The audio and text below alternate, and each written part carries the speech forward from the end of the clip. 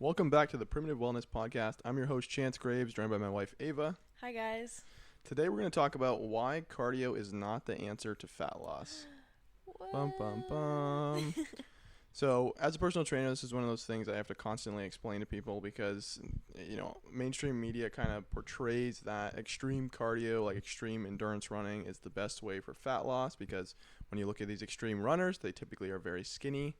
But we don't factor in that these people are actual athletes. They're not really just an everyday person, so the everyday person should not train like them. So we're going to go through 4 reasons why cardio isn't really the best reason for fat loss. And we're also going to talk about what it is good for. And then we're going to tell you a couple things you can do at the end that will actually aid your fat loss journey much better. So point 1 here is that cardio burns more calories in the short term, but not the long term. So Ava, explain why that is. Okay, so when you go for a run, that's going to burn a lot more calories than if you are doing some other form of exercise, like strength training. So when you go for a nice long run, you do burn a lot of calories because it takes a lot of energy to go for a run. But as you continue to do that over time and you're consistent with it, your body doesn't want to have to use that many calories to go for a run. And so the body does what you told it to do, which is become efficient and burn less calories so that you can go for a run and not have to eat so much food.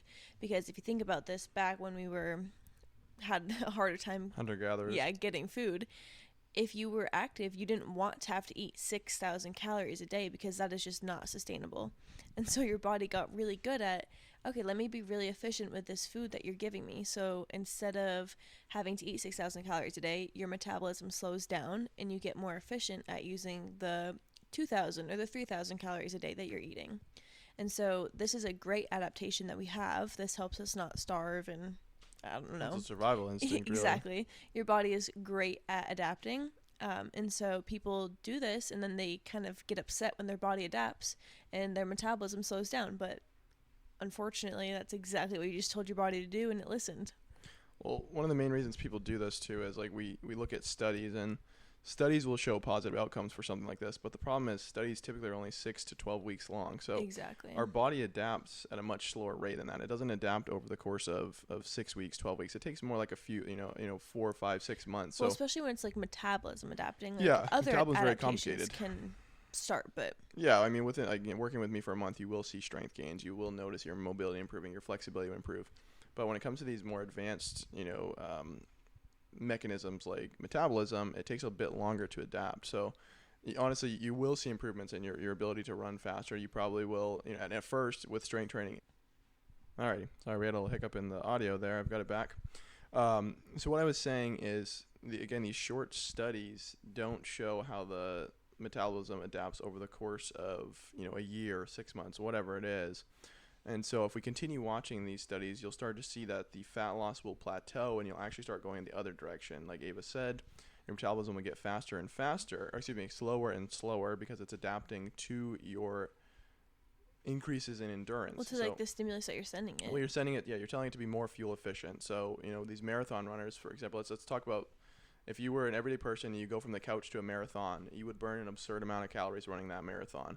Well, imagine being a high-level marathon competitor. That would not be efficient for you to burn as many calories as the deconditioned person that comes right off of the couch. So we want to adapt and be better. It's the same as, a gazelle versus a rhino. Which one's going to, burn more calories? Well, the gazelle is much lighter, and it needs to be more efficient because it needs to run from predators. I think where people get like confused too with this is that in the beginning they do lose that fat. So can you explain that? Yeah, well, at the beginning you do lose fat because, one, your body needs all that energy, so it's taking the energy from your fat stores. The problem is the more and more you do that, your body adapts to that, so it requires less and less energy. And so over time, your energy expenditure from that decreases, so you stop using the stored fat and you start using essentially less energy. And so a lot of people run into the issue with they see initial gains from it, so they think it's the way to go. It's the same with people that do a carnivore diet or a vegan diet. They see initial results, but the problem is it was better than what they were doing, but that doesn't mean it's the answer.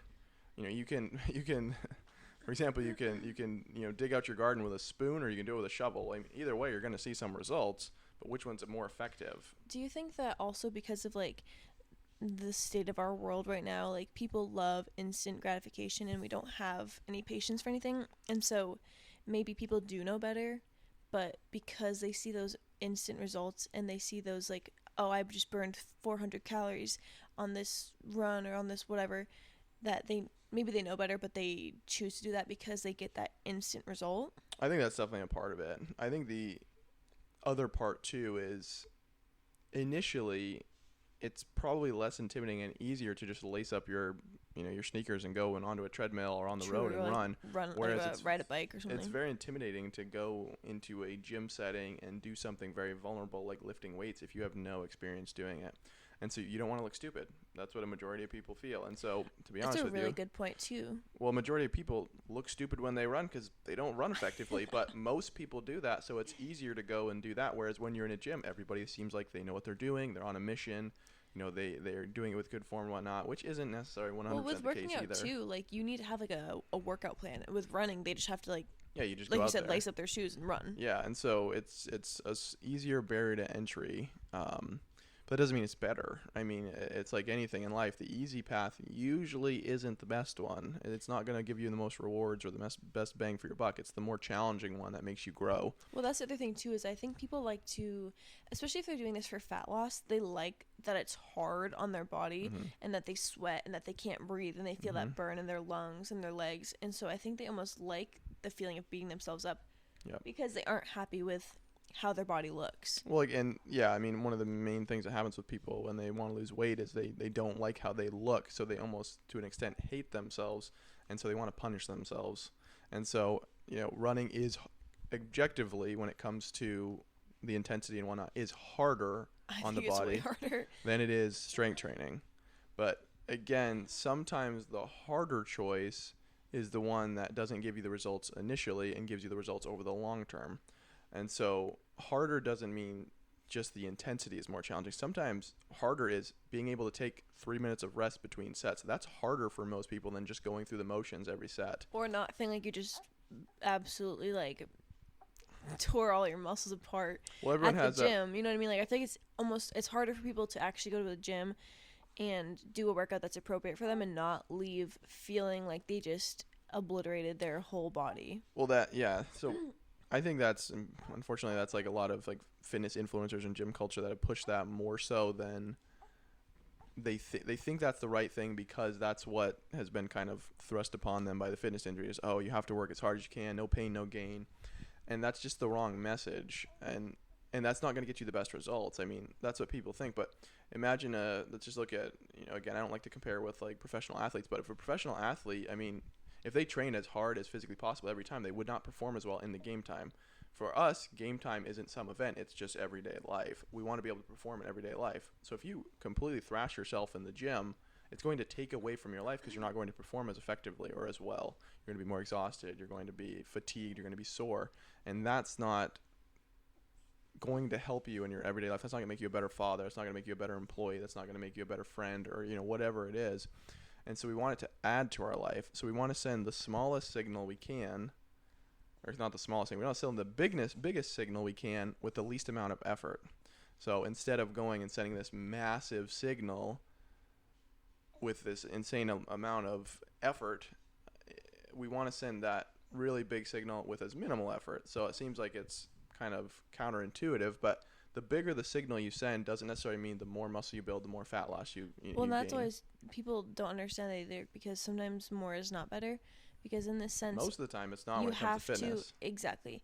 With muscle adaptations, you have to allow yourself to recover and adapt. And if you, again, like kill your muscles, you're going to spend all that time just recovering. And so you don't have time or resources to adapt. Well, it's like getting a callus in your hand. Like, for example, when you do strength training, like you're doing pull-ups or you're doing barbell rows or something like that, you build these calluses on your hands. And what the calluses do is they help you grip better. They help you make stronger hands, essentially. You look at, like, for example, like a carpenter. You look at their hands. They're very strong, tough hands. Or a gymnast. Or a gymnast has that as well. Or most athletes, to some extent, have that. And so you look at them, they got that because they send that signal to their body to essentially get stronger hands. Well, if they were to just keep ripping that callus open over and over and over, that would never fully heal, and they actually would have worse performance, not better. And so we need to send a signal that tells our body to build, not to heal. And so by doing, well, there's a good quote, doing as little as possible to elicit change, that allows us to grow from it, not just heal. And so we're trying to send that growth signal, not the healing signal. So going back to the cardio, what would cardio be good for? Because it's not negative. Yeah, and that comes to point two. Cardio builds endurance, which more endurance means more efficiency. So that is beneficial when it comes to, from a survival standpoint. But it also allows us to have more effective lung capacity. We have more effective lungs in general. We have a better pumping heart. We can get more blood flow. It's better for circulation. So it has a role. It's just we've been using it as the wrong tool for the job. And so it's the same thing. Again, you use a shovel to dig out your garden, or you can use a spoon. They both will get results, but one's going to be much more effective. For eating cereal. Yes, exactly. Not spoon. Digging. Exactly. So in that you comparison don't eat right cereal there. with a shovel. Yeah, exactly. And so in that comparison right there, we want to use the spoon for the cereal, or in this case, we want to use cardio for improving our heart health, improving our longevity, improving our lung capacity, which all is beneficial. If you just did, for example, we're going to talk about strength training. If you just did strength training, which has some benefits with cardiovascular system as well, but it's not necessarily as effective for cardiovascular health. If you just did that, it's like, well, using a shovel to eat cereal. It's not really effective. And so we have to have a combination of both. And so we don't hate cardio, and we do forms of cardio, and we'll get into that further down the road, but we just think that to get the results that you want, you should use the right tool, not just any tool. Well, yeah, they always think cardio is the answer. How many calories can I burn? How sweaty am I? The metabolism is not that simple. Everyone thinks it just comes down to calories in and calories out, and that's just, the metabolism is more complicating than our universe. We know more about the universe than we do our own metabolism. Well, and that brings us, I think, to one of your next points, too, is people look at that number of that calorie burn, and they're like, oh, yeah, I just burned 500 calories. But usually that's not even accurate. No, they overestimate by as much as 50% on those cardio machines. But also, it's the same analogy we talked about before with the diesel. I don't even think we brought this up yet. It's like a diesel truck versus a Prius. The diesel truck burns more calories, or burns more fuel in this instance, than a Prius. So when you adapt and you become more a better runner, or you're better at cardio in general, your metabolism requires less calories to maintain. Well, it's the same thing as going from, you're a diesel truck, you get off of the couch and run a marathon and you burn an absurd amount of fuel, versus the marathon runner who is the Prius, who burns very little fuel because he's very efficient.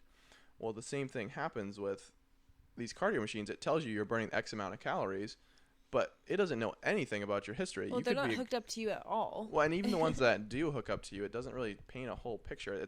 They use very simple data to make these estimations, but we're not simple creatures. I mean, we're so advanced that you can't just estimate how many calories you're burning. Even like these calorie trackers and things like that, those aren't super accurate. Like, I do think those are important and have value, but they're not everything. And people always focus on the calories in, calories out, and that does not really work for most people in an effective manner for long-term sustainable weight loss. Short-term, sure, they'll you go eat 1,000 calories and you typically burn 2,000, or you burn 2,000 a day. Yeah, you're going to lose weight. That's how it works, but that's not going to work long-term. We're seeing that with GLP-1s. I mean, people that are eating 1,000 calories, they eventually will reach a plateau if they're not doing other forms of exercise alongside it. Well, they'll lose weight. That's the issue, is that they do lose weight. And yes, they will hit a plateau, but they lose a lot of weight because they start losing muscle. It's 60-40, 60% fat, 40% muscle. Like that's not good. Yeah. That is not a good ratio. We want to maintain as much muscle as we can and lose as much fat as possible. But moving to kind of the next point here, the best form of cardio that we recommend for everybody, and this is the only form of cardio we do on a regular basis, is trying to get more steps walking. So walking in general it's even easier to approach than running, of course, because you don't really have to wear a fancy pair of sneakers or anything. You don't have to wear exercise outfit. You can be barefoot. Like, you can walk around your house. You can walk inside. You can walk on a trail. We have a walking club we do. Like, it's pretty easy to approach. You can do it literally anywhere. It's also a great time to, like, bond with your partner or with your kids, or have some a moment of silence or be out in nature. Like there are so many other Or benefits to walking the walking. dogs. I Yeah, mean, walking your dogs, or if you want to listen to a podcast while you're walking, you can listen to a podcast, an audiobook. Like you can do a lot of other things while you walk to utilize that time well, more being out in wisely. nature is like you can combine this with so many different habits. That's the thing too. Like running, you obviously you can listen to music or podcasts or something. You can be outside, but it's pretty limited in what you can do with it. Whereas with walking, you can do a million things. You can take a conference call. You know, you could realistically do some work on your phone while I've you're seen walking people on a say that they treadmill. work Like, on their phone. yeah, you can have a walking desk where you're working and walking at the same time. You know, there's It's hard so to many talk things to you your can partner too when you're going for a run versus when you're walking. do. Well, exactly, and then you know, unless you have the type of dog that can run with you, they're not going to want to run. And so you can take your dogs for walks. Like that's good for them as well. Like we have a cat that walks with us. You know, you can take your cat for a walk. It's also a lot easier to go for like walks throughout the day than it is to just be like, oh, I'm gonna go on 3 runs today. Yeah. Well, and the barrier is just very low. Like we talked about, like strength training, the barrier's a bit higher. The bar for running's a bit lower, and then walking's even lower. There's really no excuse to walk. Like, all right, if it's 0 degrees outside, it's freezing, it's icy, maybe you Even just then, walk just inside. bundle up. Well, yeah, you can bundle up, or put some snowshoes on. We learned You that this winter that when you actually put appropriate clothes on for the temperature, walking is so much fun. Yeah, it's a lot easier when you're once we dressed actually up started wearing appropriately. gloves, it really made a difference. Yep. But essentially, like 95% of people would benefit from dropping any sort of running, unless they love it. I will mention if you do love running, I'd probably scale back on it, but that's fine. But when it comes to actual like sustainable fat loss, walking is going to actually benefit you so much more than running. Because one, it's not going to pare down your metabolism near as much as running does. Because again, we want to be very fuel efficient. Running requires a lot of efficiency and a lot of fuel, so we're going to pare down our metabolism to be more efficient. With walking, it doesn't really require as much, so our body's not going to adapt to slow our metabolism as much as it would with running. So for most people, aiming for a rate around 10,000 steps a day. If you're someone who's only getting 3,000 or 4,000 right now, I wouldn't just go and jump to 10,000 tomorrow. I'd work my way up. Like 1,000 a week, probably. Yeah, like 1,000 a week or so. But even if you hit an 8 to 12 is a good range for most people. So you get a little bit of a range in there.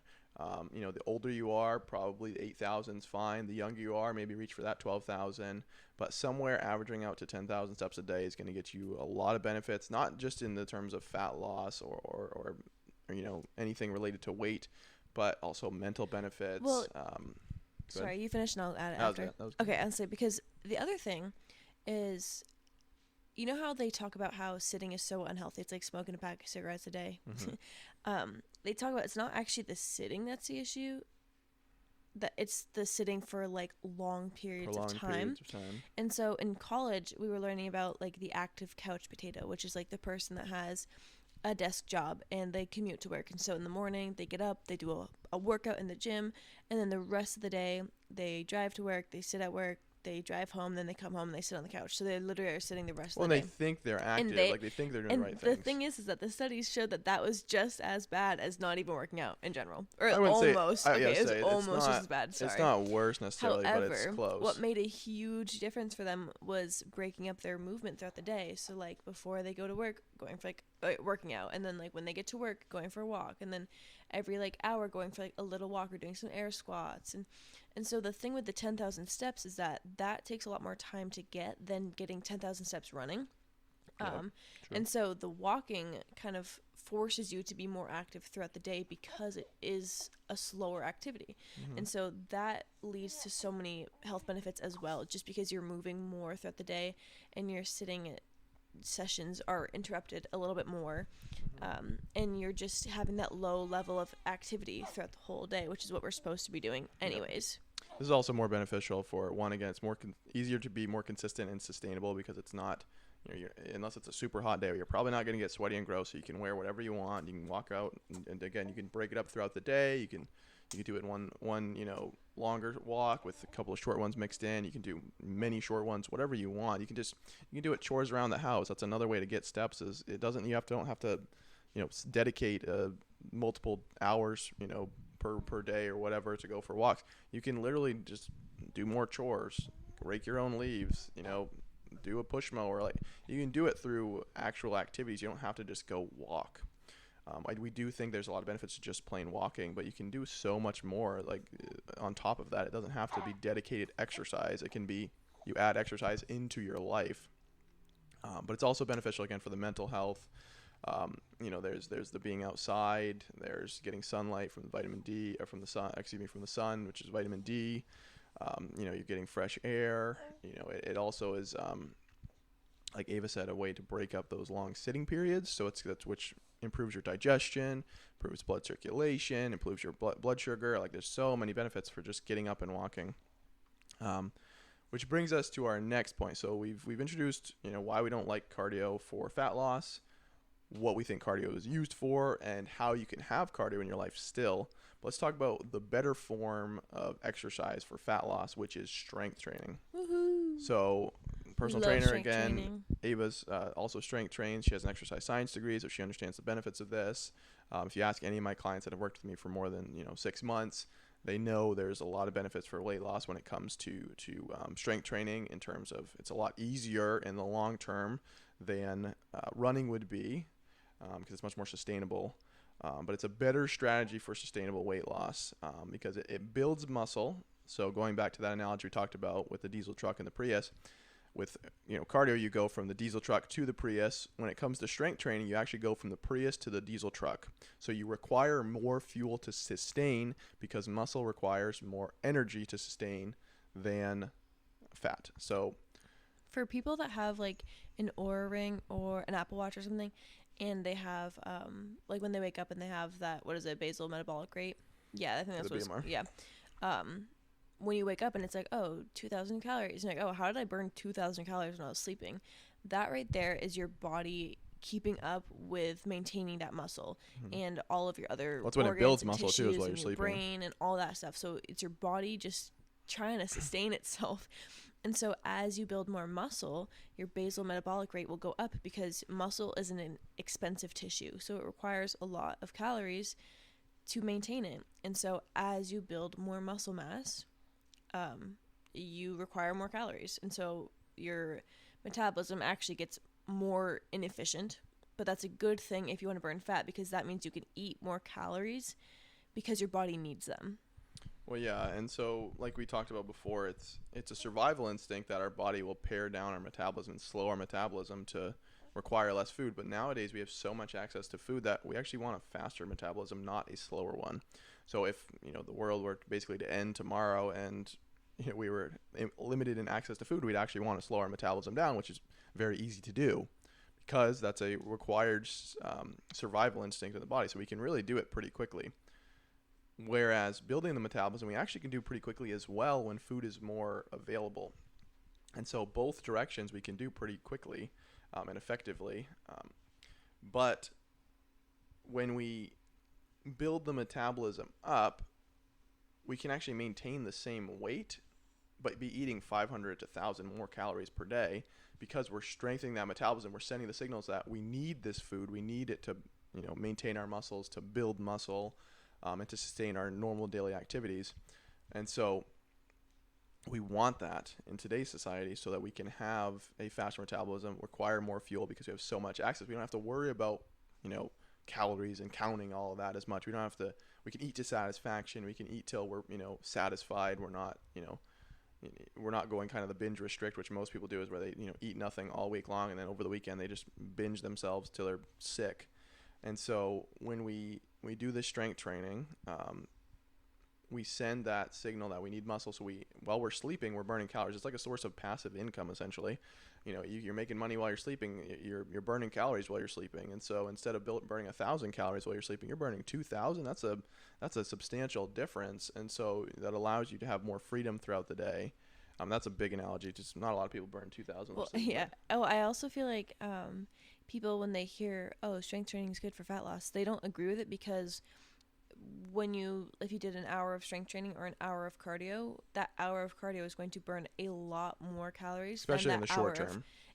Than the hour of strength training. But you're not trying to burn those calories in that hour of strength training. Your goal is to build muscle to then, in the long term, like you said, have that, like, it's like that long-term goal to then be able to burn those calories while you're sleeping, like making money while you sleep. Mm-hmm. And so you're putting in that long-term investment with the strength training, and then it's that quick money for the cardio. Yep.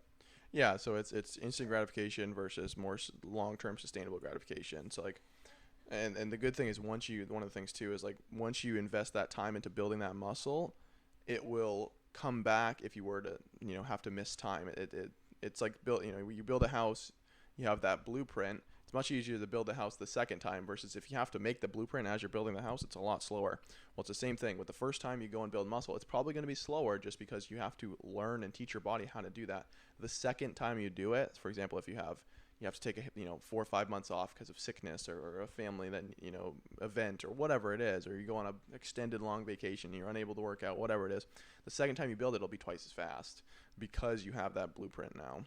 And so yeah, again, it's that you go from this Prius that is very efficient, requires very little fuel, and is tiny, not very strong, not very powerful, to a diesel truck that is very powerful, very strong, very capable. I could tell you so many stories of clients that, small lady that works with me, and holy cow, I was able to carry my 40-pound suitcase up the stairs, and I've never been able to even lift it off the floor. And so you become this more capable person without even being bigger necessarily. You just have more muscle, which is just stronger. I would also like to. I had a point and it just left my brain, but I think I think it'll come back in a second, actually. So okay, continue. I'll move to the next point. Mom brain. Which is essentially, it takes a lot less strength training than you think. So, for example, if you want to have sustainable weight loss, or even if you just want to lose fat as fast as you can, you could go do an hour of cardio every day for a month, and you would lose a substantial amount of weight. The problem is your metabolism would be absolutely shot after that. You'd be eating like 800 calories a day. You'd feel miserable. You'd look at a milkshake and you'd gain 5 pounds. You'd be sore all the time. You'd be fatigued. Whereas 1 to 2 days of strength training combined with walking and a healthy diet, that will make you, you won't lose as much weight over the course of a month. But over the course of a year, you'll lose just as much weight and it'll be sustainable. I remembered what I was going to say. Right, back to you, Can I say it? Okay. I was going to say something about the Prius and like the runners. If you look at like a marathon runner, they always look like just like an average kind of dude. You know what I mean? Like they don't look strong or athletic for the most part. For the extreme exercise they do, they don't look like they do yeah, like, exactly. Like, they look good. I'm not saying they don't look good. But they aren't super muscular, and they're kind of sometimes like that skinny fat because muscle, like we said before, it's expensive. It's an expensive tissue. And so if they want to be more efficient with their metabolism, their body is really great at doing that. And so what the body does is it pares down that muscle because muscle's expensive. And so to get that metabolism to slow down and to require less calories, it gets rid of muscle. It'll eat it up. And so cardio will literally like eat up your muscle, which is not what you want if you're trying to lose fat, because like we said with the strength training, building muscle is how you're going to lose fat and sustain it. I would say, yeah, because if you're just trying to lose weight and then, whatever, you don't really care. That's why we say fat loss here, because we're trying to lose fat. We're not trying to lose weight. Losing muscle is not a good thing. That will put you off in a worse place. We want to lose the fat on our body, which tends to be the tissue to an extent for a majority of people that is over. We have too much of it. We have too much fat. And so it gets to a point where actually we need fat. Majority of people feel best between for men it's like 12 to 15% body fat. For women it's like 20 to 25% body fat. So if you start getting below that, you'll notice some negative side effects of having too little body fat. Can I interrupt again? This is way off. Well, she says, "Can I interrupt?" As she's interrupting. As I'm interrupting, yeah. Plus, I'm allowed to. Anyways, college gymnast that I know, she just went to her gym, like her college gym, and they did DEXA scans for the girls and told them like what their body fat percentages were. I think it's so like they can see how their like body, like how their muscle changes and their fat and all that stuff changes throughout the season. But these are freshman college girls, and they told them what their body fat percentages were. And I feel like that's just like a recipe for disaster.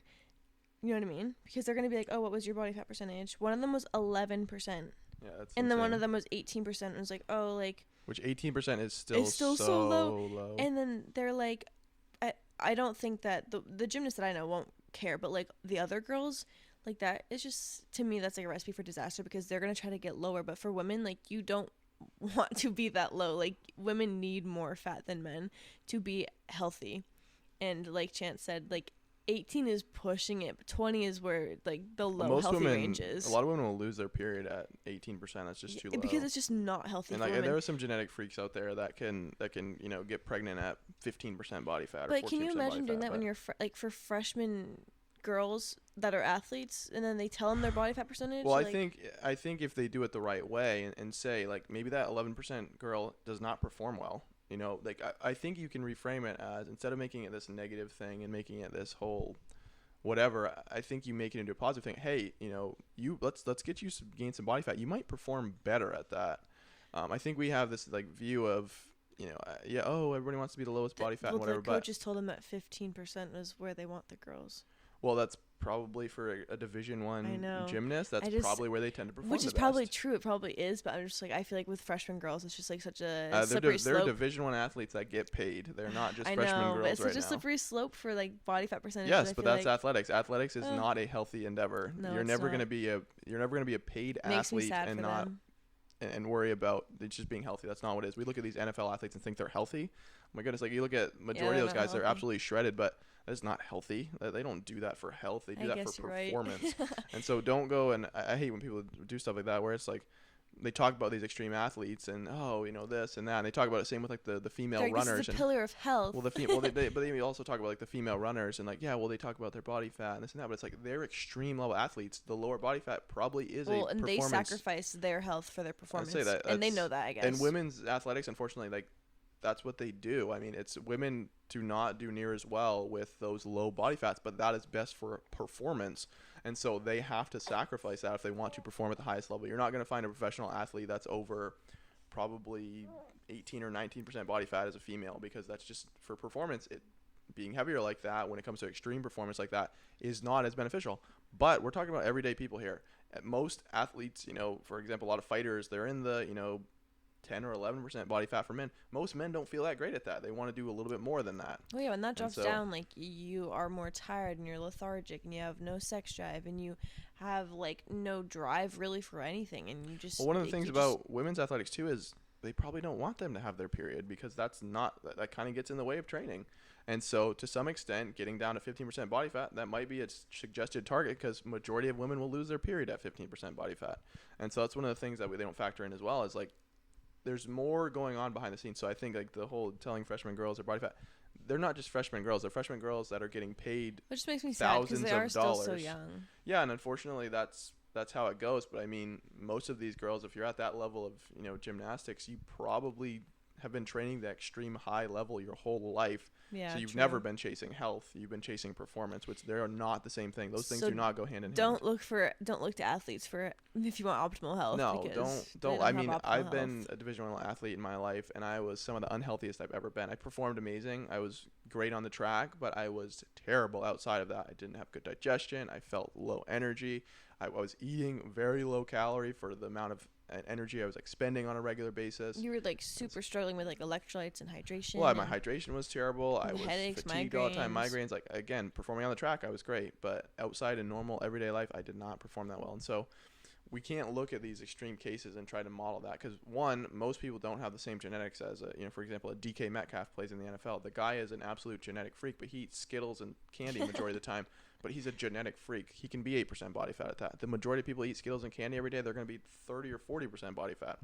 And so we can't look at these examples and think that's the right way to do it. I mean, these are the genetic freaks of the world. Well, and ultimately, like, people, like everyday people that are working out or running or whatever they're doing, are doing it to feel better in their everyday life. So if your goal is to feel healthier and to be the best version of yourself, then you need to be realistic with your goals and actually look towards the people that do that, like everyday people that strength train 2 to 3 times a week and go for walks. And I'd get say 10 to for most people, 10,000 1 to steps. 2 days a week would be amazing, because if Even you one look day at, a week. I mean, I see people that come in January and they're like, oh, I want to start doing 3 or 4 days a week, and it's like, okay, well, what'd you do last year? It's like, well, I didn't work out at all last year. It's a pretty big ask to go from 0 days per week to doing 3 or 4 a week. I mean, think about that. That's 50. That's 150 to 200 more workouts than you did last year. That's a big amount of change, and so we want to do the sustainable approach. But like, again, going back to athletes, we model ourselves after them, but we don't realize that these people are paid to do what they do. That is their life. That is their job. I don't get paid to work out. I mean, to some extent, I guess I kind of do, but at the same time, I have a life outside of the gym. I have a life. I help people with exercise. I don't just get to work out for my life. I get to work out to add to my life. These people work out to perform better, which is what they do for a job. This gymnast, she gets paid to go to school to do gymnastics. Like that's a big part of her life. She has coaches that do that for her. The everyday person doesn't have a coach that follows them around, or someone who plans their meals, or someone that has, plans all their workouts. So like we need to reframe that. Like, these athletes typically, they're not great fathers most of the time. They're not great mothers. They're not, not great partners, because they are so focused on performance. They don't have all these other stresses that they put their life to. We look at, I like a guy like Elon Musk, great entrepreneur. He's a terrible dad because he focuses all his time on what his work. It's the same as these athletes. They focus all their time in their work as well, and so they aren't the best in the other areas. They have less stress in the other areas because they focus only on their work. We all have way more going on that we can't focus all of our energy Yeah, most people want to on be just strength training. a good partner, a good wife, a good mother, a good... And strength training in an optimal amount or an effective amount, the right dose, will make you better at those things. It'll improve your sleep. It'll improve your, I don't know, but like the extreme your work examples, ethic, the people that work out 4 hours a day, you're probably not a great partner if you're working out 4 hours a day, because you're spending all of that time on yourself, and that's a very selfish act. Well, especially when you don't, like, going back to what you were saying, like, the goal is to do the least amount of work that you need to do to send the biggest signal to your muscles. And so working out 4 hours a day, it's not like you're getting much more results time, really, than if you're working out 1 hour 3 days a week. And so it is selfish, because it's not, if those extra 3 hours were actually really beneficial, that'd be one thing, I guess, but they're not. And so not only are you wasting time and energy, you're wasting your time with your family, or like time you could be relaxing the rest of your life, resting, I guess.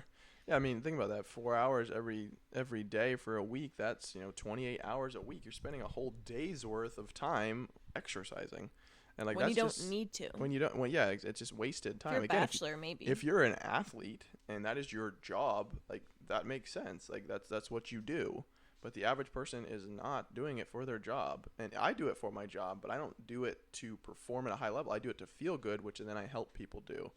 And so when you're spending all of that time doing that, you're not getting the optimal gains. If you're trying to get all of the mental benefits of like grit and really challenging yourself and pushing yourself, the no pain, no gain, like, the reason athletes push to that level is, one, they're trying to acquire a certain specific skill, but they're also trying to push themselves to those limits.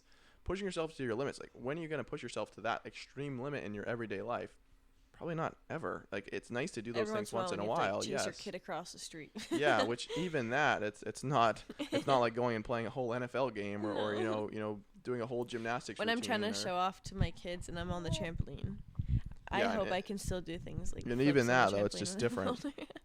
But hey, if I'm a massage therapist, does that mean I can just get massages for my whole job? Like, can I just get massages all day long? You give massages all day long. Can I get them though? No, I don't think so. You have to talk to the boss about that. But essentially, the whole premise of this is, don't use the wrong tool for the job and expect to get the right results. It's you don't. If everyone walks around using a hammer to do everything, we're not going to get a lot done, because a hammer has a specific purpose. It doesn't have a purpose. It doesn't unscrew screws. It doesn't paint a wall. It has its role. It hits nails in. It hits posts in. It's great at doing that. And it's great at those things. Cardio is great at improving endurance, improving your stamina, improving your lung capacity, improving your blood circulation, your heart. It's good at those things. It's not good at fat loss. It's good at sustained fat loss. A sustainable fat loss. And again, in the short term, it's okay at fat loss. But in the same extent, if you look at it over the course of a year, it loses its value for fat loss. It's got diminishing returns. Strength training in the short term, probably not great for fat loss, but if you look at it over the course of a year, it's much better. It gives you much better return. And so, would you rather lose a bunch of fat initially and then regain it all back, or would you rather lose it more slowly and not gain it back?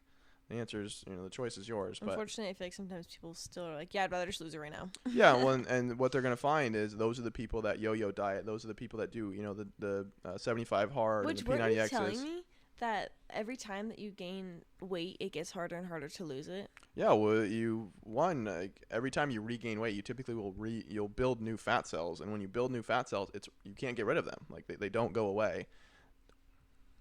And so every time you regain those or you rebuild fat cells and you gain more weight, one, it not only mentally is very challenging because you're like, oh my goodness, why can't I do this right? But two, you're literally biologically building more fat, and your body thinks you're starving when you do these extreme diets and you lose extreme weight and you regain it. So it wants to be able to hold on to that because it's worried about another famine. So it's the same idea as getting more efficient at running and being better with endurance. It's the same idea as our body thinks we're going through these extreme spells of starvation, so I need to be really good at surviving. And so when we go through that yo-yo up and down, we're only making ourselves worse off. You can try it, anybody can do the 75 hard P90X. They can will themselves to do that for 3 months, but can you do that for the rest of your life? No, you absolutely cannot. That's just too extreme. Do you have anything else to add to that? I don't think so. Is there anything else that you wanted to bring up? I don't think so. I think that these 6 points about, trying to use the right tool for the job and again, that little tangent we went on about athletes and not using them as role models kind of helps reframes people's minds about what it really means to have sustainable fat loss. And again, we're calling it fat, not weight, because we don't want to just lose weight. We want to lose fat. Weight is not bad. weight is not bad. And I another thing that happens with my clients oftentimes, I want to lose 20 pounds. So they work out with me for 3-6 months, whatever. And they end up not really losing much weight, but they're like, holy cow, I feel better. I look better. I'm stronger. I'm more capable. And the weight stops mattering. They think they have less fat. Weight, and they look smaller. They wear a smaller pant size. Their shirts don't fit as tight. Like, we think that weight matters. Weight doesn't matter. Obviously, to some extent, if you're 200 pounds overweight, obviously that matters. But it's the body fat percentage that matters more so for the everyday person. Like, we want to have a good, healthy body fat, not worry about our weight.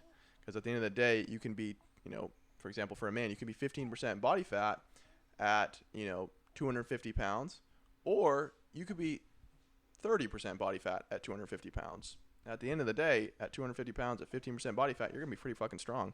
And so you're going to be... And you're going to look and really good. You're going to look very... And I say 250. I don't know many 250-pound men at 15% body fat, but just an analogy, like it can look very different. The weight's not what matters. It's the composition that matters. But anyways, that's what we had for today. How much time was that? We're in the 40-minute category right now, 42 minutes. If you're listening to this and you live in the Newport area, we did start a walking club. Right now it's on Mondays at 8:30 a.m. to 9:30. But we think we're going to change it and maybe try to do 2 a week so that people that have jobs during the week, we can accommodate have them. something for them. Yep. So stay tuned. You can follow our Facebook page, the Primitive Wellness.